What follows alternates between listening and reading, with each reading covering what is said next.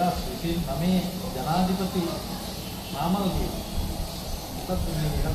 2025 මැයිවල ජනාධිපති කෙනෙක් හිටියා. 2025 අගෝස්තුත් හිටියා, දෙසැම්බරුත් හිටියා. 25 කරගන්න බැරුණා, 26 මාර්තු වලට ගියා. දැන් 26 මැයි වලටත් ගිහිල්ලා දිගට ගිහිල්ලා 29ට ගිහිල්ලා තියෙනවා. ප්‍රශ්න නැහැ.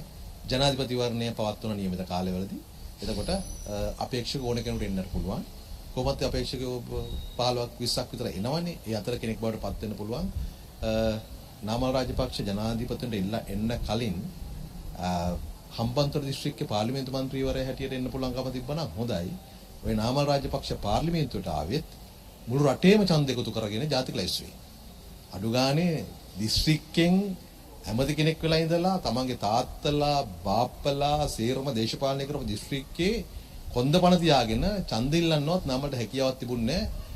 රටේම පොහොට්ටුවට ඡන්ද දීපු ඒ අපේක්ෂකව එකතු කරපු ඡන්ද වලින් තමයි ජාතික ලැයිස්තුවෙන් පාර්ලිමේන්තුවට ආවේ.